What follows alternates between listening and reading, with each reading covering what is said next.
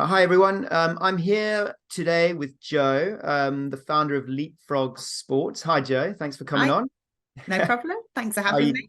No, how are you doing? Good, thank you. Yeah, really good. Good, good. I like your background. Very, very on brand. Thank you. So And good. also, you can't quite see it, but I've got my Ah, as yeah, well. yeah, yeah, yeah. So, and you'll notice, I'm wearing my hoodie, because I love sport. My kids are really into sport, so I thought, well, I'm going to dress. I'm going to dress for the occasion, as soon as I'm talking to you. So, um, that's great. Well, Jo, just to start off, I just wanted you to talk about and tell us about what Leapfrog Sports offers your customers, first of all, just so we understand exactly what you do. Okay, so Leapfrog Sports is a multi-sports coaching company for children aged 2 to 7 years old. So it's our absolute core belief that children should try a variety of different sports at a young age. So when they come to the sessions, each week we play a different sport, and we cover things like basketball, hockey, tennis, football.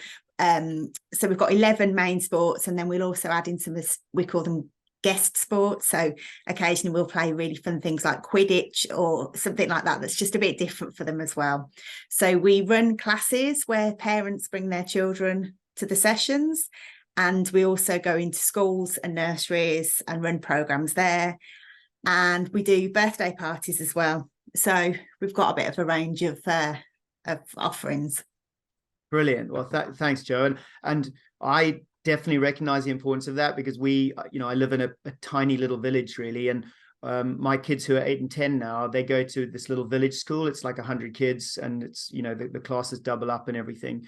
And because this is in North Norfolk, and because we live so rurally, we're not, there's nothing around. And so even a Leapfrog Sports, like where we are, it's probably, you're not going to reach that far, because we're just in the middle of absolute nowhere, and it's a tiny school. So it's really, really difficult. Norwich is our closest, city, but that's an hour away. So even if you had a franchisee there, it would be difficult for them to justify being able to come to our school. So we just, we've got a multi-sports session at the school, which is just run by one of the teachers. And you know what? It's pretty good. It's pretty good. But I absolutely understand the importance that you bring, because our kids they sign up for absolutely everything, like after school, in school, like sport activities, you name it. And I also, the other problem is, out of school and after school, there's nothing about. So I've spent, and I'm still doing it, but certainly when the kids were younger, in that 2 to 7 year age group, as you mentioned, I worked out, I was driving and spending time. I was spending 25 hours a week. Wow. And I'm a business owner, right? And I was spending 25 hours a week driving the kids around, getting involved. I always like to be a bit of a parent coach, because it was better than just like sitting around, on your phone or something. So I always got involved, but it was 25 hours. And I've always just thought, wow, we just need more, we need more businesses like yours, really, to be around and to be able to cater for this. So I absolutely get it. So anyway, sorry about that. I was going on a bit of a ramble about my life. I'm sure no one really wants to hear about that. Okay, so that's great. So tell me how Leapfrog Sports started originally. How did it come to Yeah. start? And also, I'd be really interested to understand how you came up with the name. Yeah, Yeah. that'd be good. Okay, so when my eldest son, who's now nearly 12, he's 12 in a couple of weeks, was 2, he had loads of energy. He was just never wanted to stop moving.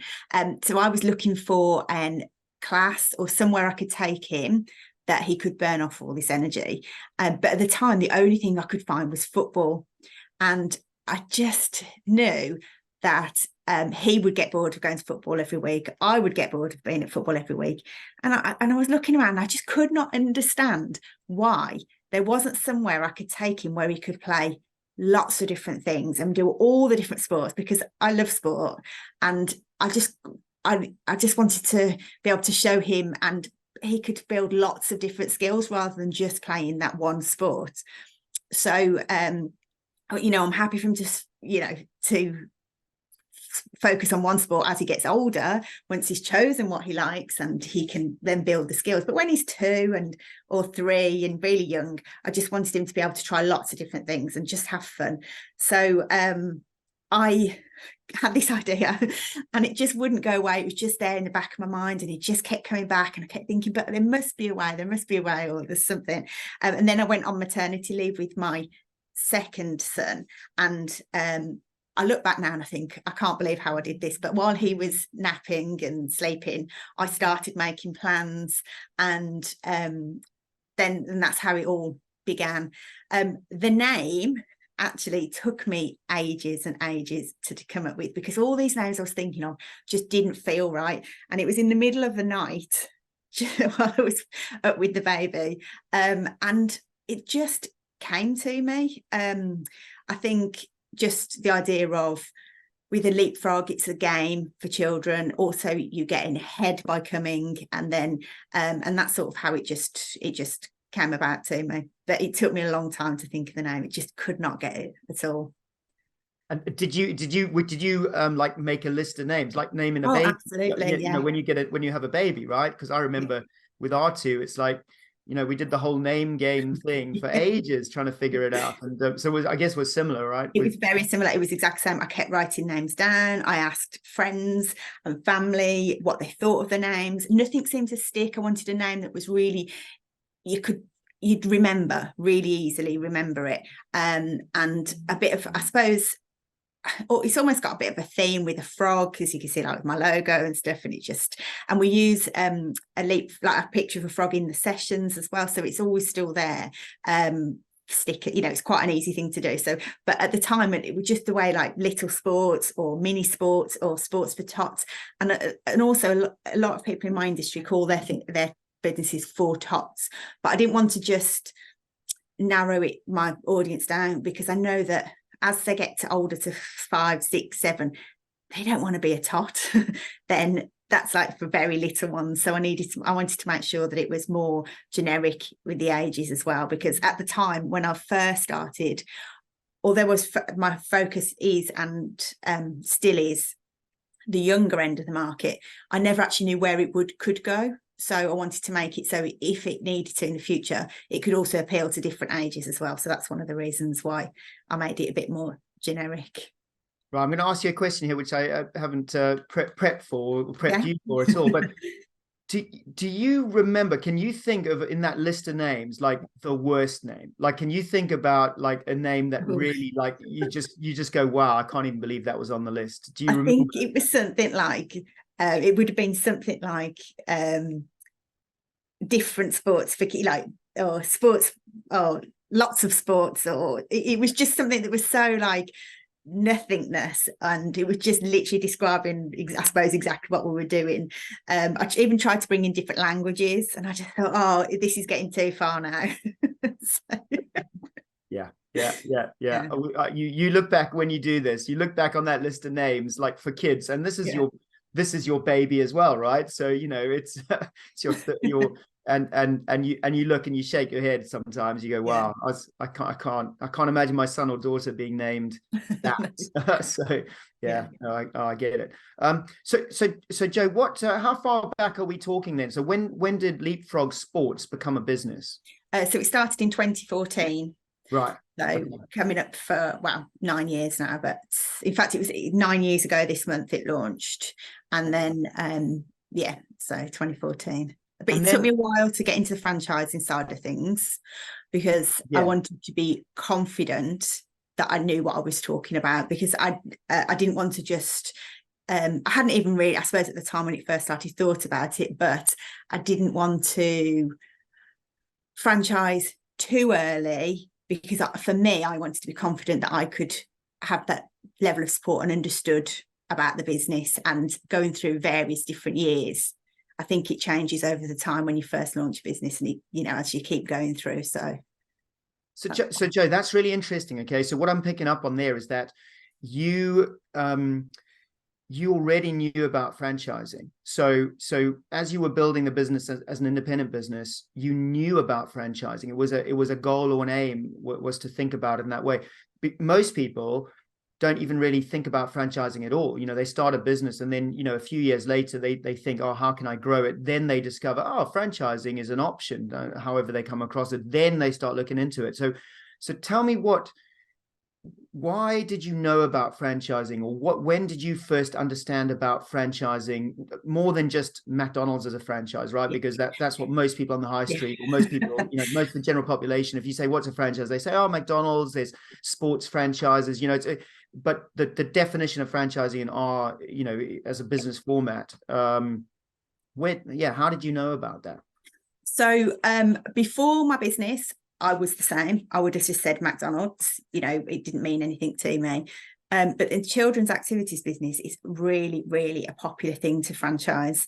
So it is one of the main routes that you see that people do grow their business. So as soon as you start getting involved in that industry and you start to meet the other providers and learn more about it, you'll see that most of them are franchises. There's a lot of independents, but then as people grow, they do tend to, and there's lots of aspirations for franchising in this industry. So I was at a conference at the weekend, the Institute of Children's Activity Providers conference, and I was speaking to lots of providers there, and of the ones that I was speaking to, they'd either had franchised or their aim was to franchise. So once you start getting into that industry, it becomes really, it's one of the it's very a big part of it, probably more so than most industries. So that's how I'd started to understand what it was from quite an early stage, really.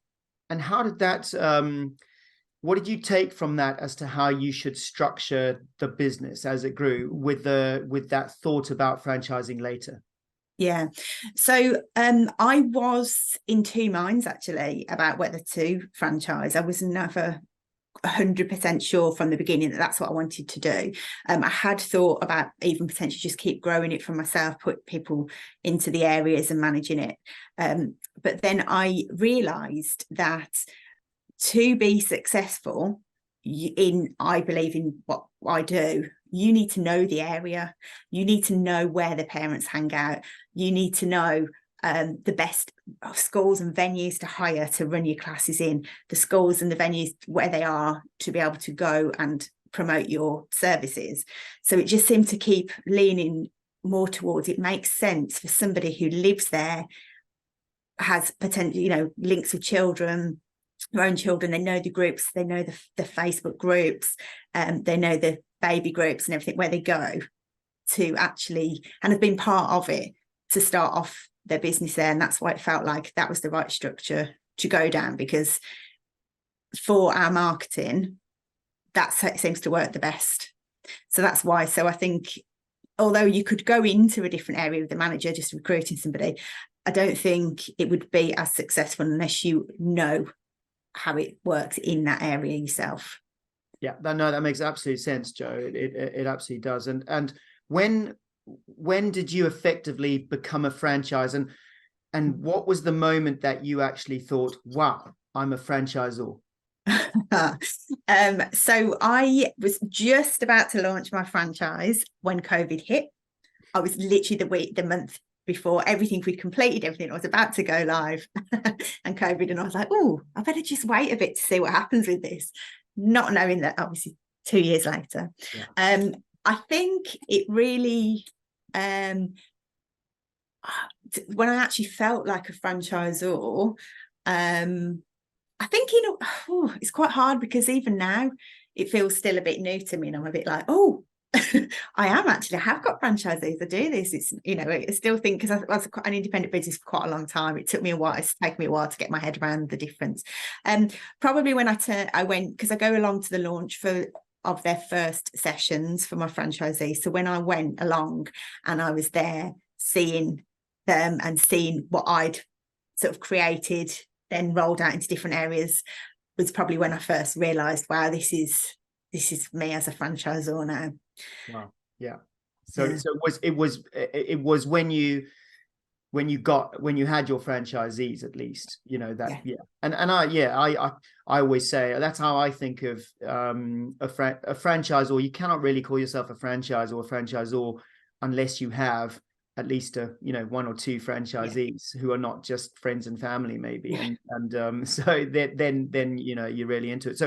So where are you? So tell me about that. So obviously COVID, I mean, it's kind of been talked about so much, so I don't really like to talk about it that much. It's kind of one of those things we kind of want to forget in some ways, but in many other ways it's helped to define a lot of franchise businesses, and there's been a lot of positives that got taken out of it.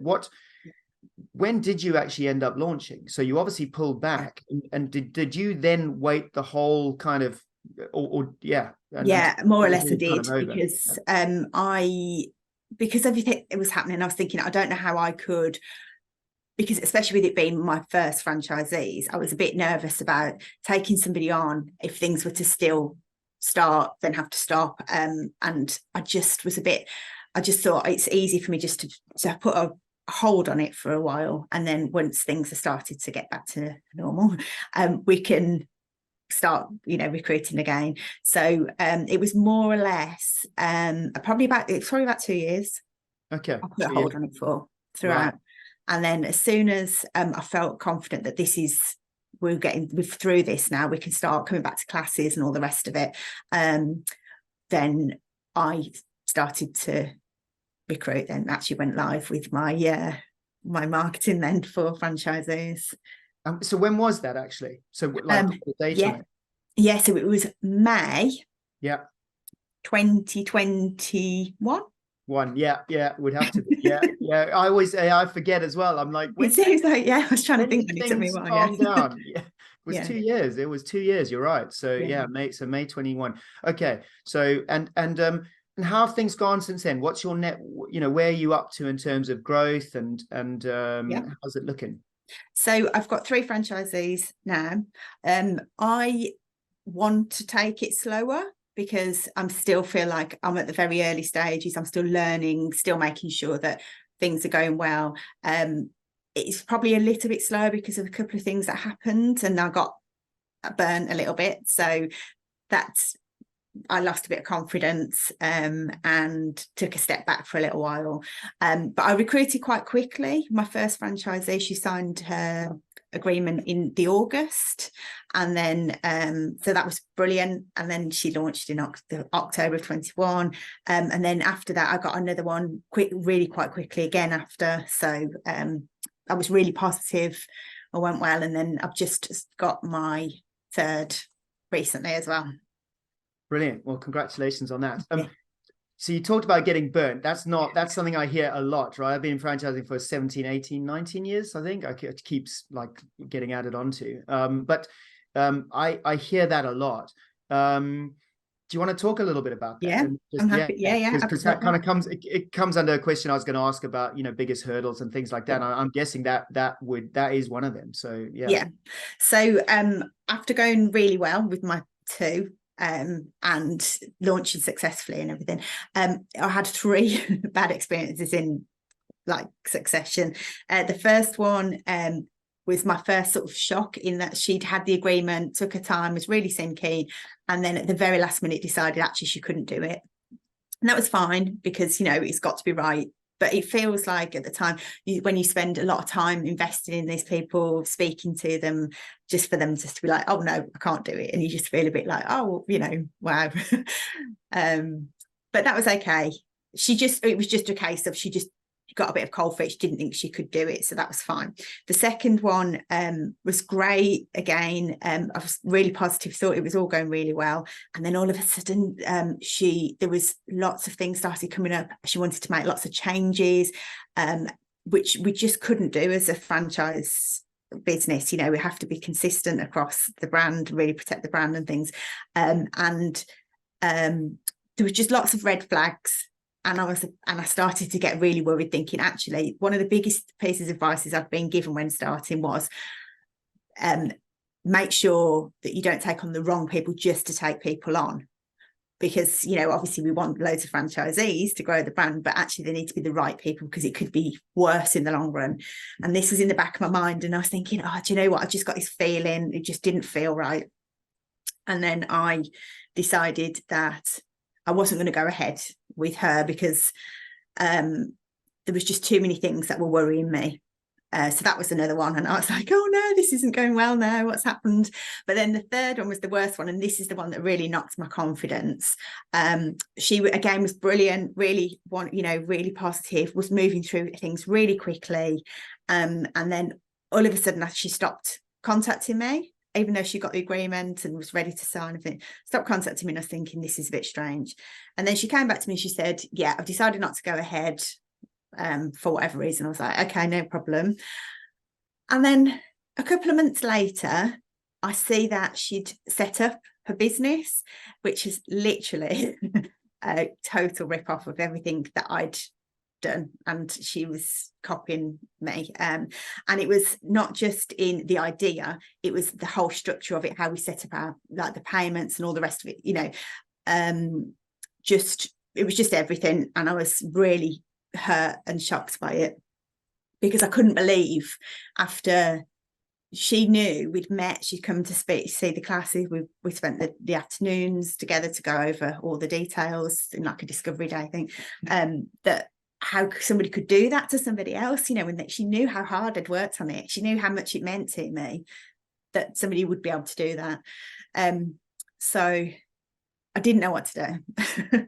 But then I thought, you know what, I need to protect my brand myself. So I did go back to her, and I've got her to sign, you know, NDAs and things. So I did go back to her and ask her to make changes. And she basically said that I should be flattered by it. And I'm like, no, I'm not flattered by it. If you wanted to do it, why, you know, if you were so keen to do this, you've got the whole business. I could have helped you and supported you. But yeah, it all went wrong. So that really knocked me a bit, because I was just so upset that how could somebody do that to me. So I was a bit then hesitant to find more people, and I think that's why I took a step back for a bit. Yeah, well, Jo, those three experiences are very typical. Yeah. That's the first thing to say. But the fact that they've happened to you like in quick succession, because they have, and that you've got over that, I think it's a massive learning curve, and it's so important. And I think every single franchisor will go through that at some point or another.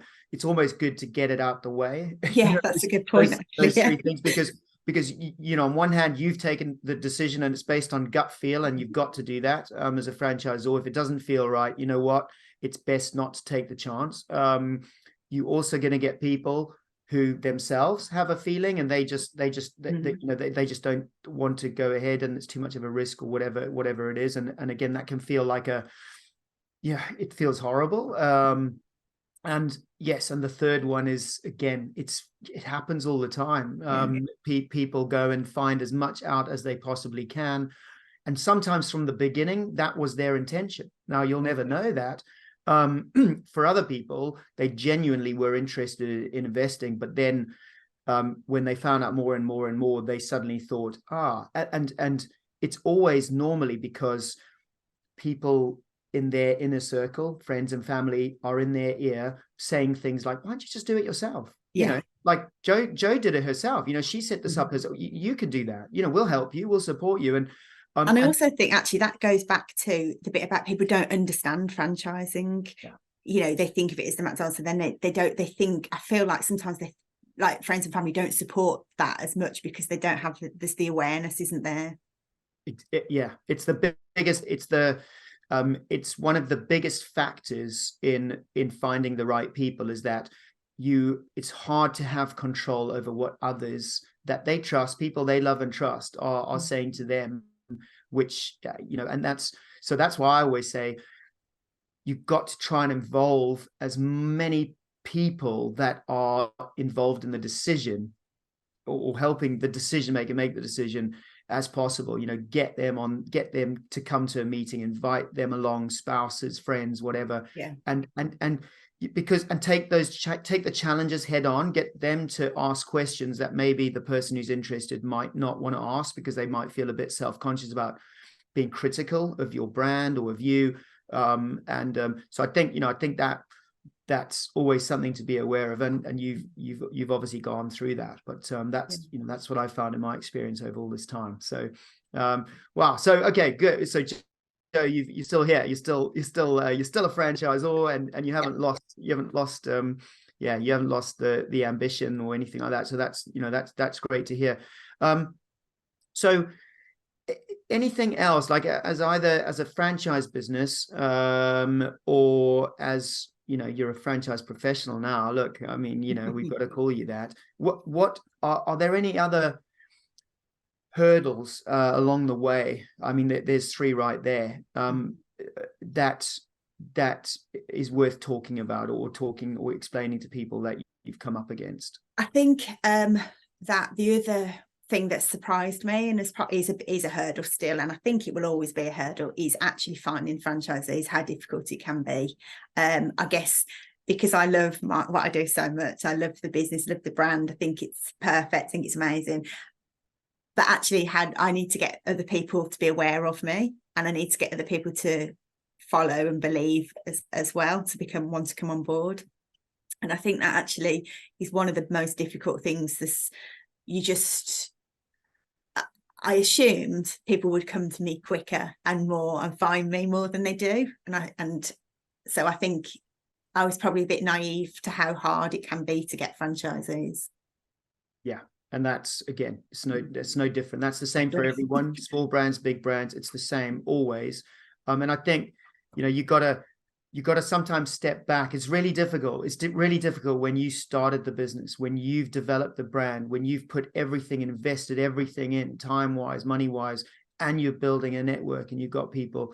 It can be really difficult to step back and, in a way, be critical, or not critical, but be observational in the shoes of someone who's never heard of you, never heard of your brand, doesn't, and has loads and loads of options apparently, as to what type of franchise they could potentially invest in their local area. And that's really the only way you can kind of appreciate, I think, that it's really difficult finding the right person and connecting with them. And you're right. That's a hurdle that is always there. And the way that I always say you need to address that is you just need to tell your story more and more and more and more in kind of a public domain, space, and get people to really appreciate your journey, really understand who you are, your personality, the brand personality, the culture around the business. And the more and more information you can give people, video is a powerful platform now as well. You tell stories through video, but there's nothing better than seeing videos of what Leapfrog Sports, for example, is all about. And that's one way to make the hurdle not as high, make it a lower hurdle. So and so that's one thing I would say to you, is that storytelling is absolute key to that. And you just gotta keep telling the story more and more and more, and being really honest and transparent. And I think that comes across over time. So right. So as a franchise brand, and you're at the early stages, and slower growth is better. Definitely. It's better to have less franchisees that are happy and being successful, and working well with you and contributing, if you like, to the development of the brand and the business. But what does success mean to you now? I mean success either now in the present, or success in the future. So for me, success is, I think, there's two parts really. So success would be that my franchisees are happy, I feel supported by me, and that they're working well, successfully, their business is running well. We work. One of the big things about us is that we can be flexible with the working, so it really works well for parents, for example, who want to be around for their children because they can set the hours that they work, that type of things, which I suppose is common in most businesses. So for them to be able to have a really lovely work-life balance, to have enough money to support what they want to do and be supported by me, is probably one of the things that I would feel that the brand has been successful as a franchisor. But as a brand, my absolute goal and ideal would be to have say like 100 franchises throughout the country, so we could reach as many children as possible, because we're so, particularly football, there's so many football opportunities for children in the country, and dance to a certain extent, but there's so few places that offer multi-sports for children where they can really get a chance to try lots and lots of different things, and the kids absolutely love what we do. So as a brand, to try and reach as many children as possible throughout the UK would be my goal for success. Good. I like that. And I you and I definitely align on that thing that before the age of 12, or high school, if you want to call it, introducing children to absolutely everything is a far better way to go, rather than them just going 3 times to football or to dance or swimming. And I have loads of parents contact me saying, I would have put him into football, but he absolutely loves tennis and he's gone on to play tennis. And there was a girl that I actually saw yesterday who's had gone on to play cricket. Her mum has said she would never have thought to put her into a cricket session, but she really enjoyed that part of it. She got too old for the classes and then wanted to move on to something else, and she chose cricket. And I just think this is why, this is one of the reasons why. And sport, and all these fun sports, how can you not have fun playing rounders? How can you not have fun playing volleyball? So it's just gives them that time, and lots of different skills with it as well. Yeah, so I when I start I keep Jo, honestly is my whole philosophy around raising children. So you're defining it as a business and as a business that helps me to be able to kind of live out my philosophy. So I honestly, I can't.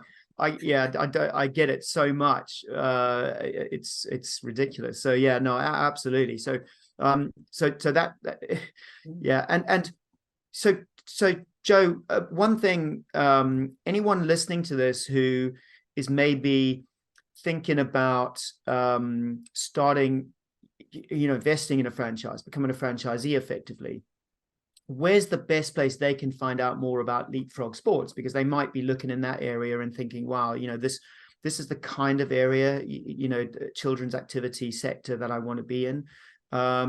Where's the best place to start for them? So I've got my website, which is leapfrogsportsfranchise.co.uk, and that tells you lots of information about the franchise.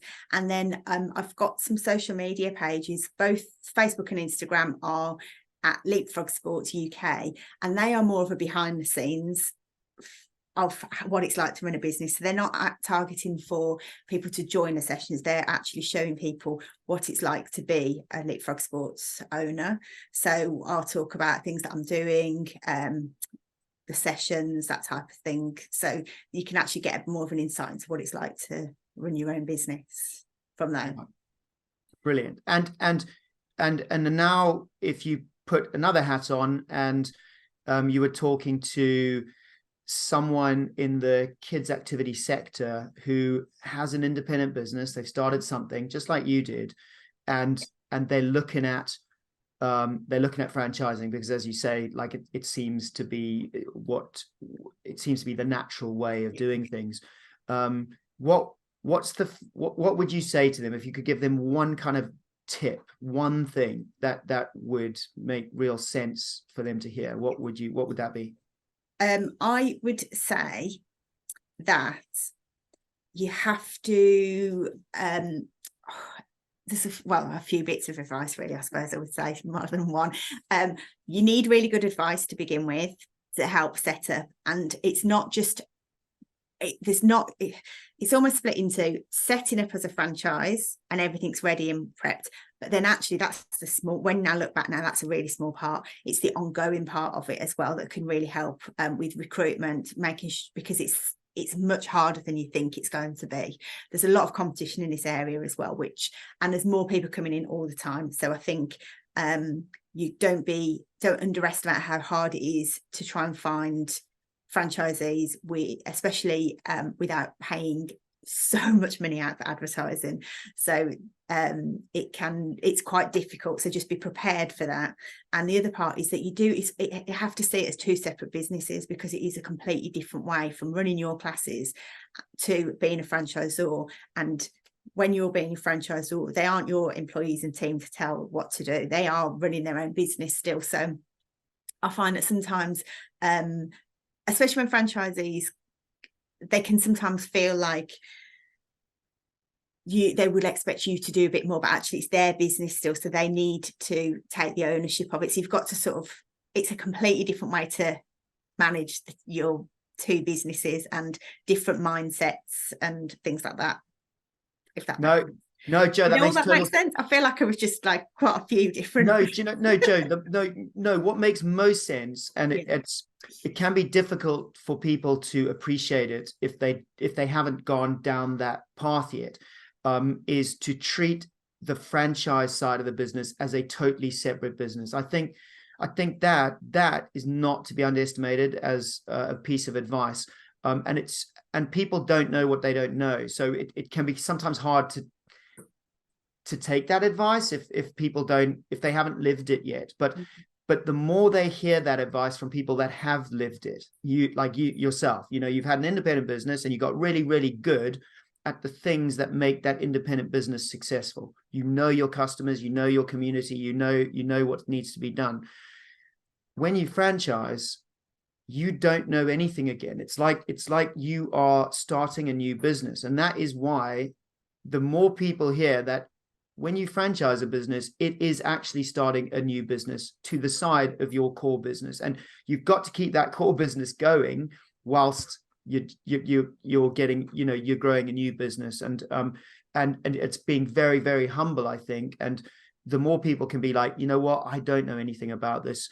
I should go and talk to more people in this space. I should go and talk to people like Jo at Leapfrog Sports, just to ask because everyone's very friendly in the children's activity space. I found, they really friendly. And I think the reason is because the motivations behind all of these businesses springing up it's to help children. So there's such a great bond, and even competitors, in the franchise space, they are freely talking and offering advice. And, I do see that. I think that's a lovely part of the sector. And I think anyone in that kids activity sector should absolutely go and reach out to other people in that sector. And there's a lot of good ways of doing that these days. So, Jo, look, we'll call an end to it. I'll let you get on with your day. I really appreciate your time and hearing your story, and hopefully we'll bump into each other at some point. Franchising is a small world, as we know. so I'm sure we will. Right, thank you very much. Cheers, Jo. Bye. Right.